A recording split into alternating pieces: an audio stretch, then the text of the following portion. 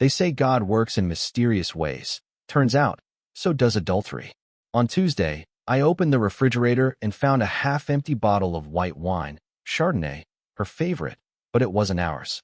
We're Southern Baptists. We don't even allow it in the house. That's like finding a pack of Marlboros in a nun's purse. I stared at that bottle the way a bomb tech looks at a ticking suitcase. My name's David. I'm 53, a retired Marine, now working as a firearms safety instructor. Married 20 years to Lydia, the kind of woman who can quote Proverbs like a machine gun and lead a prayer circle like a four-star general.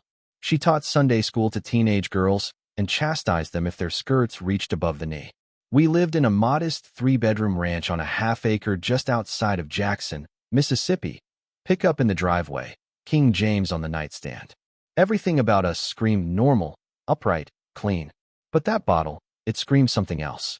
I didn't say anything to her that night. Just watched her walk past it like it wasn't even there. She was humming some hymn, barefoot, hair tied back with a velvet scrunchie, the kind her mother used to wear in the 80s. She smiled at me and said, "Oh, I forgot to put that in the trash." I said, "Which trash?" She blinked. That was the first crack. Not a full break. Just a hairline fracture you only see if you tilt your head a certain way. Lydia had been acting strange for a few weeks, staying late after Bible study, constantly texting with her phone tilted away from my line of sight, and suddenly developing a brand new interest in contour makeup. She said it was for the women's ministry videos she was planning. I wanted to believe that. But I've kicked down doors in Kandahar and watched men lie with their intestines half hanging out. There's a certain stillness people have when they know they're lying. Lydia had it. The wine could have been dismissed, explained away, maybe even forgiven. But it wasn't alone. That same week, while reaching for a box of oatmeal in the pantry, I noticed something odd behind the canned peaches. An old eyeglass case, empty. I opened it and found a second phone, turned off but still warm. That warmth was the moment everything tilted sideways. People say you feel your stomach drop when something awful happens. Me? I felt nothing. No anger. No panic. Just clarity, like when you line up the sights of a rifle and everything else blurs out. I pocketed the phone without a word. Went back to pouring my coffee like nothing had happened. She came in 5 minutes later, said she was heading to the church to help clean up after the youth group. Kissed me on the cheek. Her lips smelled faintly of mint and Chardonnay. I smiled. Told her to drive safe. Once she left, I powered the phone on. No passcode. Her first mistake. Maybe she thought hiding it was enough. Inside were dozens of messages, texts, photos, audio clips. Most were with someone saved as M, prayer request. Real subtle. Turns out M wasn't short for Matthew, Mark, or any other gospel name. It was Mike, the new youth pastor.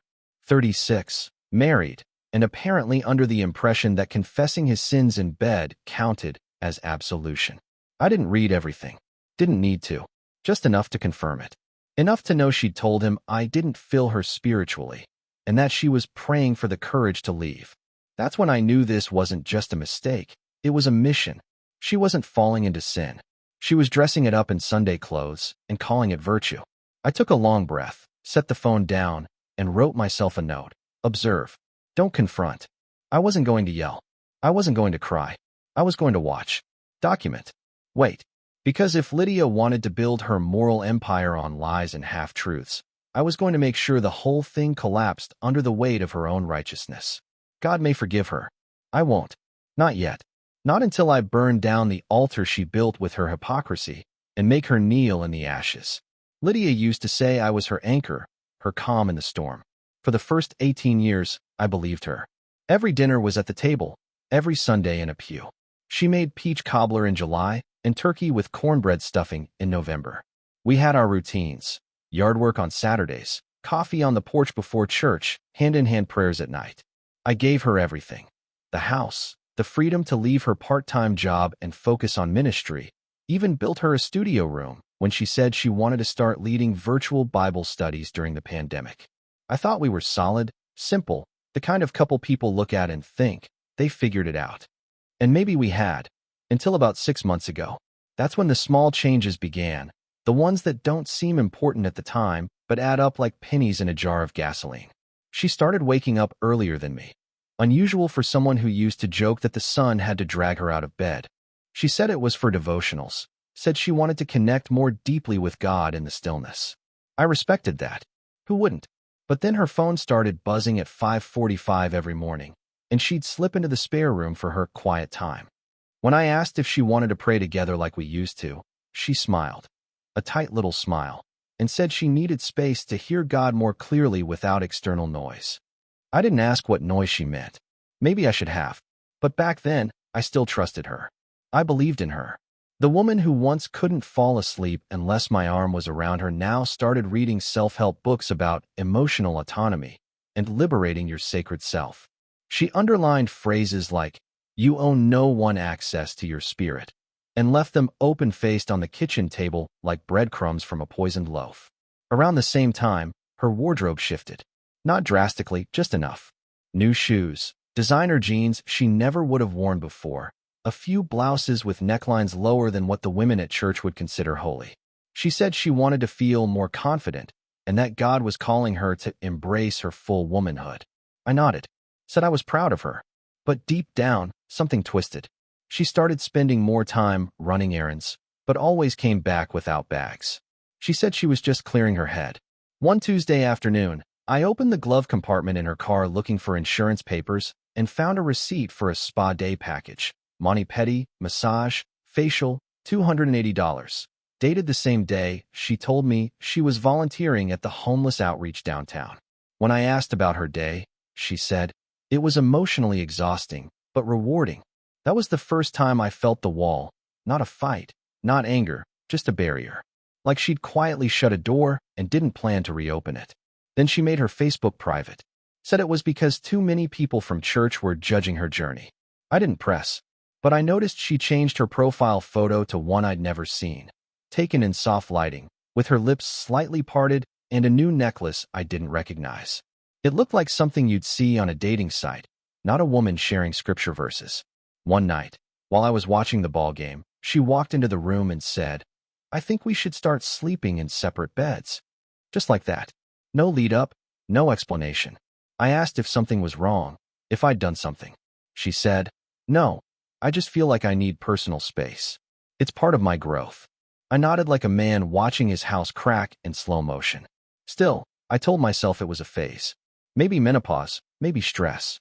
I even Googled spiritual awakenings and marriage, like a fool looking for answers in psychology blogs. But I knew. Somewhere in the back of my mind, I knew. There were whispers in the way she avoided eye contact during dinner, in the new passwords on her laptop, in the way she started ending prayers with "May I be guided to my true path," instead of "Amen." There was no more "we" in her vocabulary, only "I." I need time. I'm exploring new opportunities. I felt so stuck for so long. She started talking about writing a book for Christian women who feel trapped in domestic roles. Said God had given her a voice to help others liberate themselves. I helped her set up the website, took photos for the homepage, smiled through it all like a man cheering for his own funeral. But the worst part, the part that dug into me like a thorn behind the eye, was how she still smiled at me. Not cruelly, not coldly, just politely, like a neighbor, like someone being kind to a man she doesn't love anymore. I told myself it was just distance, a season. I reminded myself that love is patient, love is kind. But what they don't tell you in Corinthians is that love can also be blind, deaf, and stupid. And I was all three. I didn't confront her. Not yet. I wasn't ready to see the truth behind her new theology, her new wardrobe, her new confidence. I wasn't ready to admit that the woman who once led prayer over our anniversary dinner now needed divine permission just to sit next to me on the couch. So I kept believing, because believing was easier than knowing. And I wasn't ready, yet, to know everything. It was a Wednesday, nothing holy or symbolic about it. Just an ordinary Wednesday afternoon, humid and slow, with cicadas screaming outside like the devil's own choir. I came home early from the range because one of the instructors called out sick. Lydia wasn't expecting me, and that, in hindsight, is the only stroke of grace I needed. Her car was in the driveway, which was strange because she told me she'd be meeting with the women's ministry at the church until 6. I stepped inside as quiet as a shadow and noticed immediately that something was off. The house smelled like lilac and cinnamon, too fresh. She lit one of her romance candles, the kind she only used on anniversaries or when trying to set a mood. There was soft music playing from the Bluetooth speaker in the den. Not gospel. Not her usual Christian acoustic playlist. It was jazz. Low, slow, seductive jazz.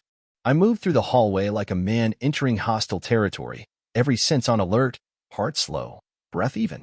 That's when I saw it. Her phone, face up on the kitchen counter, screen still glowing. A message had just come in. I didn't move toward it. I didn't rush. I simply stood there and waited, letting the screen dim, then tap-woke it again with the tip of my index finger like I was brushing lint off a corpse. The text was from a contact named Gabriel, of course it was. Her favorite angel. The one who brings messages. It read, "Still thinking about your hands on me. Wednesday afternoons feel holier when you're near." Face-blowing kiss. The timestamp was 2 minutes ago. That meant he thought she was with him. Which meant she was. I turned slowly, not toward the back door, but toward the hallway that led to the spare room, her so-called recording studio. I walked softly, deliberately, each footstep a silent vow. The door was closed, but not all the way. I pushed it open with a fingertip and was greeted by the soft moan of a chair being hastily pulled away from a table. Lydia stood in front of a webcam, cheeks flushed, hair down, blouse slightly open, a Bible lying casually beside her MacBook like a sacrificial prop. She looked up, startled. I didn't speak. I didn't raise an eyebrow. I just looked at her the way a sniper studies a target he's already lined up, calm, detached, mathematically removed. She stammered something about filming a prayer session for her online group. Said she was just finishing up a segment on temptation. I nodded once. Just once. Not an agreement. An acknowledgement. A data point. She didn't ask why I was home early. She didn't apologize. She didn't even blush with shame. Instead, she gathered her things, closed her laptop, and said she needed a few minutes to herself before recentering for dinner. That's when I knew she was gone. Not physically. Spiritually. Morally. She'd stepped out of our marriage like a snake shedding its skin, quietly, methodically, without a backward glance. I went back to the kitchen, picked up her phone again, scrolled through the rest of the thread. Photos. One of her in a silky robe I'd never seen before, standing in that same spare room with the Bible in one hand and her blouse undone. Another of him, Gabriel, shirtless, smirking, holding a wine glass in what looked like our neighbor's Airbnb. The same Airbnb she once claimed she was using for a solo prayer retreat. I closed the thread, opened her notes app, and found a list titled, Exit Plan. Underneath were bullet points. Speak to Pastor Lynn about emotional distance, frame narrative around spiritual misalignment, position myself as victim of patriarchal theology. She'd already written the script. I was the villain in a play I never auditioned for. She wasn't just cheating, she was rewriting history, sanctifying betrayal, weaponizing grace. And I wasn't even angry. Not anymore. That part of me had gone quiet. Like a dog that finally stops barking when it realizes no one's listening. I left her phone exactly where I found it. Cleaned my hands on a dish towel. Took out the trash. Said nothing over dinner. She asked about my day. I said it was quiet. She kissed me goodnight. I kissed her back. But behind my eyes, something had changed. I was no longer hoping to save this marriage. I wasn't mourning. I wasn't confused. I was gathering evidence. Compiling. Mapping her sanctimonious facade down to the last fiber. Because if she wanted to play the martyr in public, I was going to make sure she was crucified with her own words. I didn't need vengeance. I needed precision. And now, I had it. I became the ghost in my own house, the shadow in the corner she never noticed. While she flitted around talking about spiritual sovereignty and finding her divine alignment, I was silently conducting a private audit of her new gospel. I didn't confront her. I didn't even let my tone change. I just started paying attention, real attention. The kind that catalogs, compares, and stores data like a military dossier. I created a fresh email account under a pseudonym, Esther B. Collective 23, and joined her online ministry group where she live-streamed her feminine awakening sessions. Turns out her so-called prayer circle had turned into a softcore spiritual empowerment cult where she and other women shared sacred expressions of liberated faith. Mostly, it was vague New Age garbage wrapped in Bible verses, but tucked between the Psalms were private Zoom invites and cryptic references to off-platform mentorship. I logged in anonymously to 2 of those mentorship calls, kept my mic muted, camera off, and watched her speak to a handful of women like she was some kind of Baptist oracle. She told them her husband was a cold, emotionally unavailable man who didn't walk with her spirit. She said God was preparing her for a new season, that sometimes the flesh has to fall away so the soul can rise. I kept a screen recorder running the whole time. Meanwhile, I started checking the location history on her phone's backup account. She'd used the same Apple ID across both phones without realizing the iCloud tracking carried over. Every Thursday night, like clockwork, she was spending 2 hours at a residential address 10 miles west, registered to Michael J. Harris. Youth pastor Mike. Married. 2 kids. I didn't go there. I wasn't interested in theatrics. I was interested in patterns. Her texts with Gabriel had stopped, but that was just part of the camouflage. I knew better. That phone was dead now. What mattered were the traces.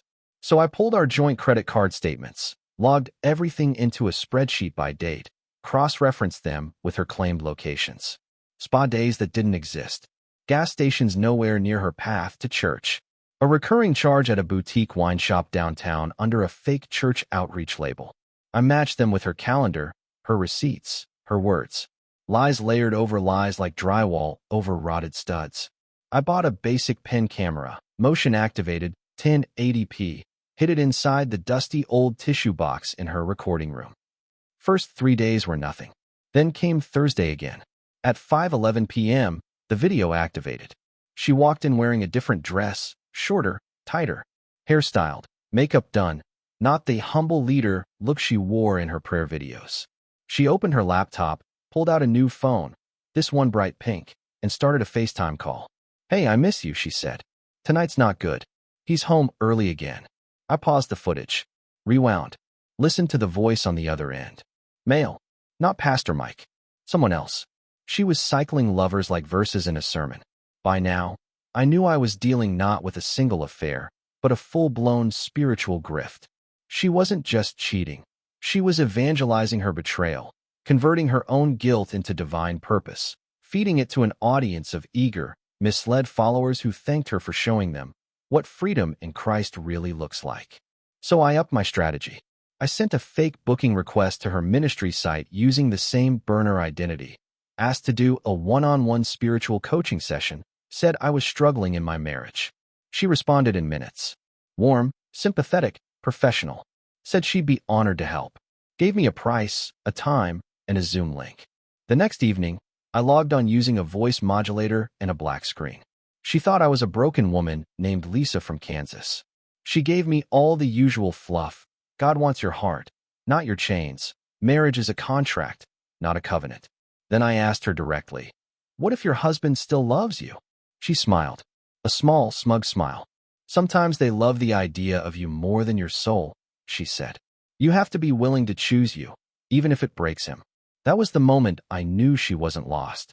She was deliberate, methodical, a spiritual predator in pearls. And I was done pretending not to see it. I ended the call, saved the recording, logged the timestamp. The final piece was verifying the full extent of her circle. I didn't follow her. I followed her best friend, Rachel, who Lydia claimed was her prayer accountability partner. Rachel was sloppy. She posted location-tagged Instagram stories without thinking, yoga brunches, wine tastings, girls' retreats that never included Bibles or prayer. One story showed them both, mid-laugh, clinking glasses. The caption, "Hearts full, husband's clueless." That was the kill shot. I screenshotted it, archived it, dated it. I wasn't angry. Not anymore. Anger is heat.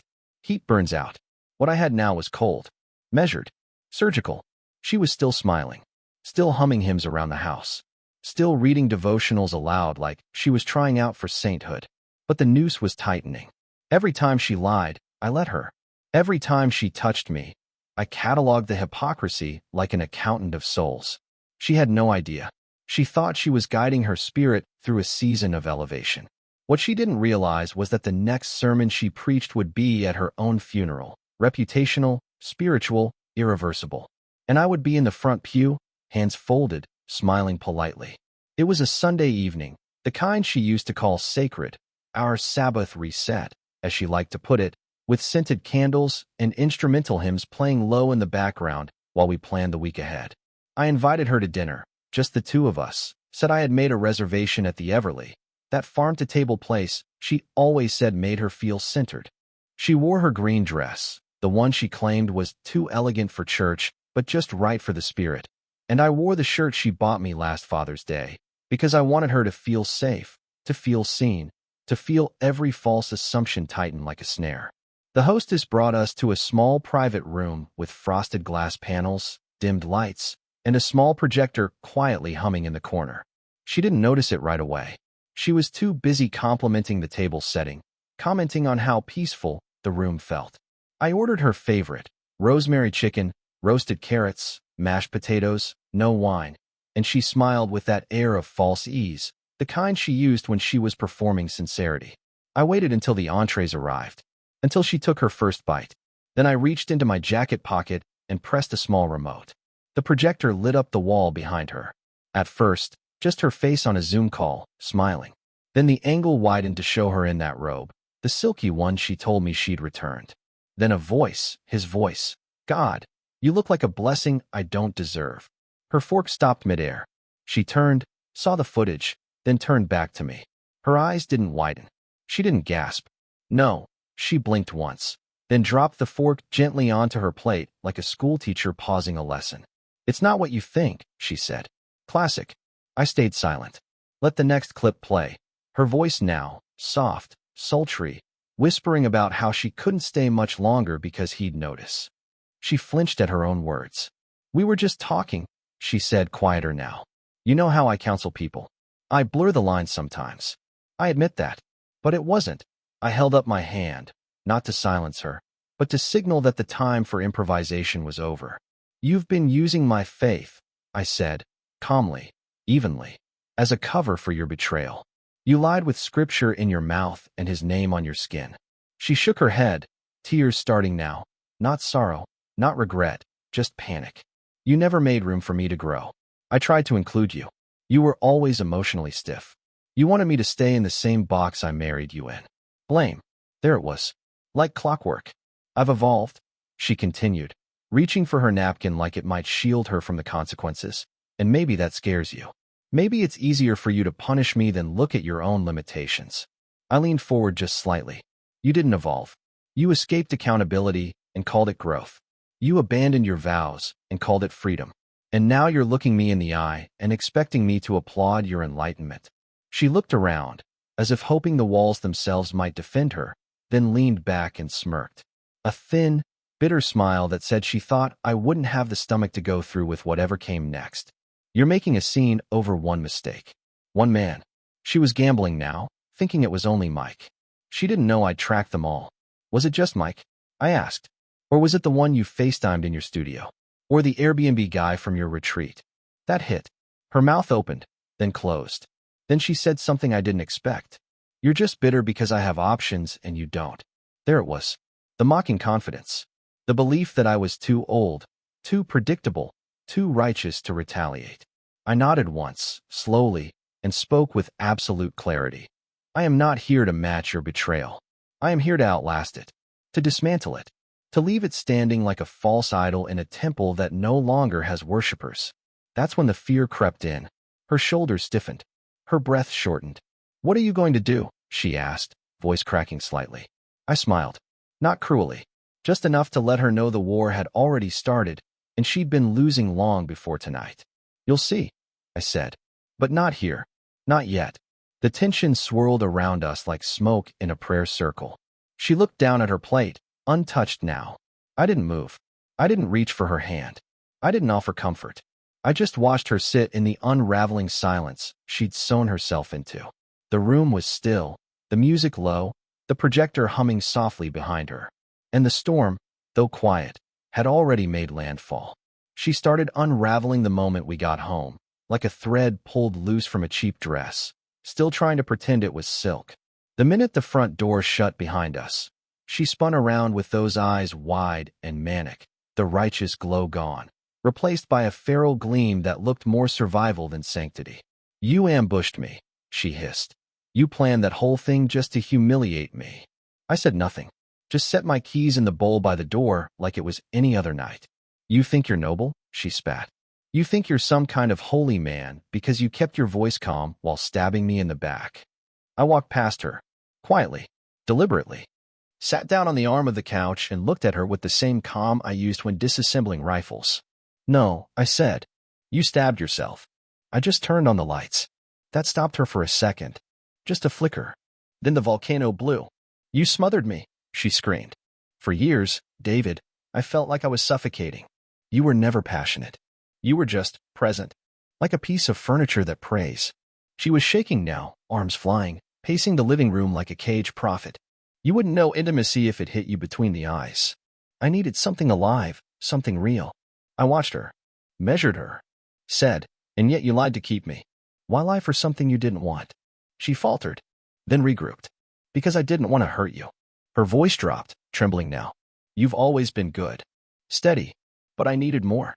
I needed to evolve." I tilted my head. "So you evolved into a liar." Her jaw clenched. She lunged again, this time with the claws of self-righteousness. "You're not innocent either. You withdrew first. You made everything about structure, about control. I tried to pull you back in. I tried." I leaned forward just slightly. "You prayed for escape before you ever tried reconciliation. That wasn't effort. That was theater." Her eyes welled up, not with sorrow, but with panic. She saw it now. The futility. The realization that no guilt could be used here. No script would save her. "You're doing this because you want me to suffer," she said, suddenly soft, almost seductive in her manipulation. "You want me to beg, to break. Is that who you've become?" I stood. Not fast. Not aggressive. Just enough to remind her that she no longer understood the man in front of her. "No," I said. "I want you to see yourself. And I want to watch you sit in the wreckage of what you called righteousness." That's when she snapped. "You were boring, David. Safe. Predictable. You couldn't make me feel anything anymore. I spent years pretending I wanted your touch. I faked prayers. I faked orgasms. I even faked believing in your version of God." She was shaking now. "Spitting poison. Throwing matches, hoping one would light." I just nodded. "That's a lot of pretending. Must have been exhausting." She tried one more swing. "The lowest. This wouldn't have happened if you were a real man." I stepped closer, close enough that she could see the cold fire behind my eyes. "And yet it only happened when I stopped treating you like a real woman." Silence. Total. Her breath hitched, like a punch had landed somewhere she didn't expect. She backed up a step. I starting. Looking for something, an escape, a handhold, a way to rewrite what had just happened. But there was none. Her kingdom of control had collapsed. Her tongue had no more weapons. Her tears held no currency. She stared at me, and for the first time, I saw fear not of punishment, not of judgment, but of irrelevance. Of realizing she had become a side character in a narrative she thought she controlled. "You don't care anymore," she whispered. And that was the moment. That was the exact second she broke. Because that truth, my utter indifference, cut deeper than any betrayal ever could. She could scream, lie, threaten, cry, accuse. But none of it mattered now. I wasn't angry. I wasn't hurt. I was simply done. And she knew that was the one thing she could never fix. Not with words. Not with guilt. Not with God. I began the operation the morning after our confrontation, not with a scream or a slammed door, but with a spreadsheet, a checklist, and a pot of black coffee. This was not vengeance. It was engineering. I laid out the timeline, mapped every lie she'd told, every asset she'd touched, and every digital footprint she'd left behind. I started by collecting all the evidence into a cloud folder. Screenshots, screen recordings, email threads, bank statements, calendar logs, the burner phone backups, the spa receipt. The live stream footage where she slandered me under the veil of sisterly mentorship. I labeled everything with military clarity, dates, times, names. Then I exported the files onto 2 encrypted USB drives and mailed one to my lawyer, the other to a safe deposit box I opened under my name only. That afternoon, I drove to the county clerk's office and quietly filed for divorce, grounds, infidelity, moral misconduct, and emotional abandonment. Mississippi doesn't need a circus, just a sharp knife. I asked for the house, the retirement accounts, and the Ford F-150. I left her the Hyundai, the full leather recliner she bought on impulse, and whatever she could carry in a single trip. Then I locked down the accounts, froze the joint credit cards, moved my paycheck deposit to a new solo checking account, and flagged our bank to alert me of any attempts at withdrawal.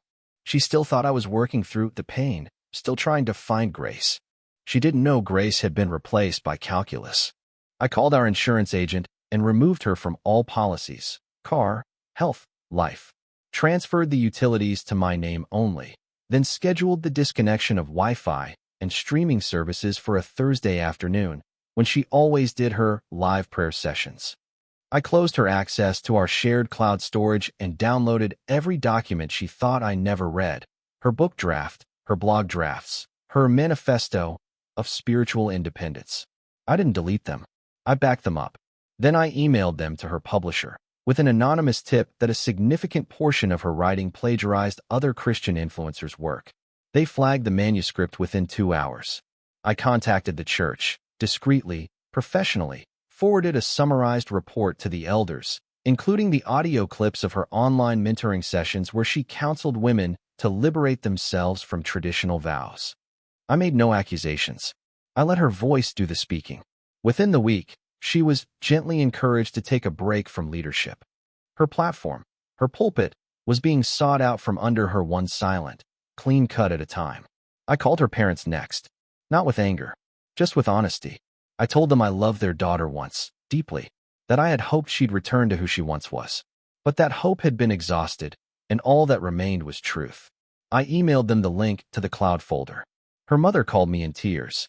Her father didn't speak, just sent me a text later that night that said, "You deserved better. We're sorry." Then I turned to the social circles, the women's ministry leaders, the prayer group organizers, her publisher's assistant, the online moderators who had featured her spiritual coaching on their networks. I sent them each a personalized message, not a mass forward, but a clean, precise notification of her conduct, with references, timestamps, and source links. I never included opinions, only facts, her own words, her own images, her own betrayals.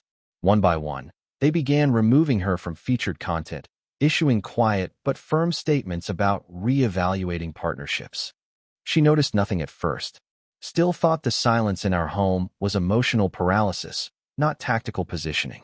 She kept trying to play the long game, making coffee like nothing had happened, texting me verses about forgiveness, leaving open her devotional with sticky notes saying, "Let God repair what we broke." She didn't realize I wasn't in the room anymore. I was in the final phase.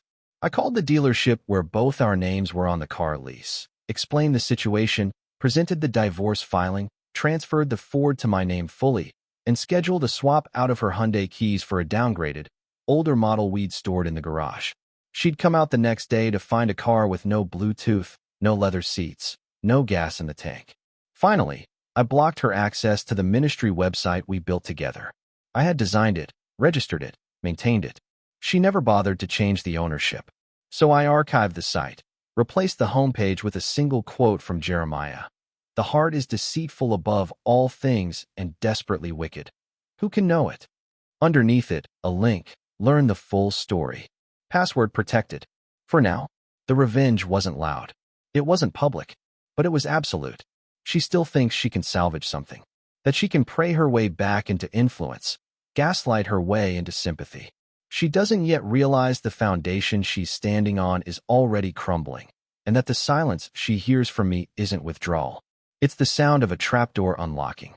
The moment finally came on a Saturday afternoon at the Women's Ministry Leadership Brunch, one of those events filled with linen napkins, soft gospel music, and the kind of smiling hypocrisy Lydia used to wear like perfume. She had insisted on going, claimed it was a critical networking opportunity, though her shoulders were tighter than usual and her makeup thicker than it had been in months. She was trying to project strength, control, normalcy. I offered to come with her, just to be supportive. She hesitated, visibly, but agreed, thinking, perhaps, that my presence would reaffirm the illusion that nothing had changed, that we were still the righteous couple, still aligned. But she didn't know I had already sent everything. 2 days earlier, each woman on the guest list received a secure, anonymous link, time-stamped footage, screen captures, audio clips, and a brief note. This is who your leader truly is. No slander, no commentary, just her words, her face, her lies. I walked with her into that banquet hall, holding the door for her like a gentleman, letting her strut forward in her floral dress and artificial smile while I stayed half a step behind. The room, normally abuzz with greetings and laughter, had a chill to it that even the room's soft lighting couldn't warm. Conversation slowed. I flicked toward her, then away, some narrow with judgment, others wide with discomfort. One woman she once led in prayer stepped back as Lydia approached. Another offered a tight nod but no embrace. She noticed. I saw the confusion flicker across her face like a glitch in her performance. But she powered through, voice bright, thanking people for coming, complimenting someone's earrings, laughing a little too loud at a joke no one else seemed to hear. Then came the moment. One of the church elders' wives stood up, an older woman with a voice like velvet wrapped around a blade, and tapped her glass. "Before we begin today's devotion," she said, her tone perfectly measured, "I'd like to address something that has recently come to light concerning one of our leadership team members." Lydia froze mid-sip. Her smile didn't fall, it evaporated. "It's been brought to our attention," the woman continued, "that some among us have used this ministry as a platform for personal indulgence, moral contradiction, and deception under the guise of spiritual mentorship." Murmurs rippled through the room like a tide pulling back before a tsunami. Lydia opened her mouth. Whether to deny or explain, I'll never know, because the woman raised her hand. "We won't be taking questions. The evidence speaks for itself." Then she turned to me. "Mr. Reynolds, we appreciate your grace in this matter." A pause. The weight of the words settled in like dust on a casket. Lydia looked at me then, really looked at me, and saw, for the first time, what I'd become, not a man broken, not a man begging, but the architect of her reckoning. Her lips parted, searching for something to say, but nothing came. She laughed once, a thin, cracked sound, then tried to recover. "This is insane," she said, voice shaky but still reaching for control. "You're all being manipulated. David, tell them, this isn't what it looks like." I said nothing, just looked at her. Calm, silent, steady. That silence undid her more than any accusation could have. "You all think I'm the villain?" she barked, turning to the women she once led. "You think you're so righteous? You think none of you have sinned?"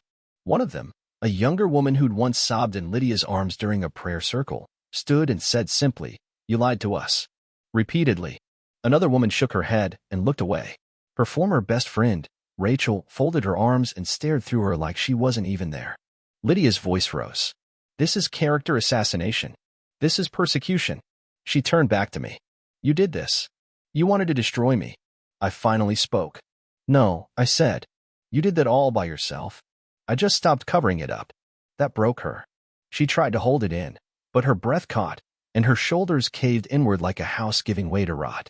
Her face crumpled, not in sorrow, but in exposure, in the terrifying realization that the mask no longer worked, that the stage was gone, that the audience had turned away. She sat down, hard, on the nearest chair, hands trembling, eyes darting as if searching for one person, just one, who would still believe her. There was none, not even a sympathetic glance. I remained standing, still, present, watching. She looked up at me, one last time, hoping for anger, hoping for anything that would give her a foothold back into relevance. But there was nothing. Just me, silent, unshaken, unmoved. The judgment had already passed, and she wasn't even worth the fire. It happened at her father's retirement party, of all places, a backyard gathering with string lights, catered barbecue, and half the town sipping sweet tea under magnolia trees. She was playing the perfect daughter again, hugging uncles, thanking people for coming, acting like the ground hadn't just collapsed under her life a week earlier. I was standing near the smoker with her brother Todd, who'd seen the files I sent and hadn't spoken to her since. Everyone was pretending. Pretending nothing happened. Pretending she was still Lydia the leader, Lydia the godly woman. I watched her glide through the crowd, hugging people she'd lied to, smiling at faces that now knew her truth but hadn't said a word yet. Then she made the mistake of approaching me with a plate in her hand, fake smile plastered on like wet paint. "Thought you might be hungry," she said sweetly, holding out pulled pork like an offering. Todd snorted. I looked at the plate, then at her. "You offering me something you didn't taste first? Sounds familiar." Her smile faltered. People nearby turned. Ears perked. "David, not here," she hissed under her breath. "Then where?" I said, louder. "You had no problem lying at church, in bed, on video. Why not here, in front of your daddy?" Her father looked over, glass mid-sip, eyes narrowing. A few conversations died out. Lydia's hands trembled, plate shaking. "You're doing this now? In front of my family?" I stepped closer, just enough for her to see the cold fire behind my words. "You already did it in front of God. I'm just the narrator." She tried to pivot, voice rising. "This man is obsessed. He's been stalking me, tracking me, he hacked my emails. I laughed once. Sharp. Loud. I didn't have to hack anything. You left your sin on display like a sermon. All I did was read it. Her mom stood now, mouth open, hand over her heart. Lydia, is this true? Lydia snapped. You all love his little soldier act, don't you? The calm, the strong and silent. You think he's the victim? Try living with a ghost for 20 years. Try loving a man who thinks intimacy is a schedule and affection is a checklist. And your solution, I cut in, voice slicing through the backyard like a blade, was to perform God's work in a motel off I-55? Gasps. Visible ones. Her aunt dropped her drink. Her dad set down his plate and just stared. You think this is righteousness? I continued, voice rising just enough to fill the space without shouting. You stood in front of women who trusted you, quoted scripture while your lipstick was still smudged from your latest coaching session. You made ministry your mask and betrayal your brand. You didn't lose faith, you weaponized it. She lunged forward then, eyes wet, hands balled into fists. You pushed me to it. You, with your rules and your routine and your stupid, silent judgment. You were never a man, David. Just a uniform wrapped around a void. And yet, I said, smiling faintly, you still wore my name while you auditioned for every spiritual coward you could lay your hands on. The crowd was silent now. One woman was recording on her phone, hand barely steady. Her brother Todd stepped between us, but I waved him off. Let her speak, I said. She wanted an audience. I made mistakes, she screamed. So what? So did you. You never looked at me anymore. You never touched me like I mattered. I nodded once. That's true. I stopped touching you the day I realized you belonged to everyone but me. Her knees buckled then, and she sat down hard on the patio chair, mascara streaking, chest heaving. I wanted to matter, she whispered.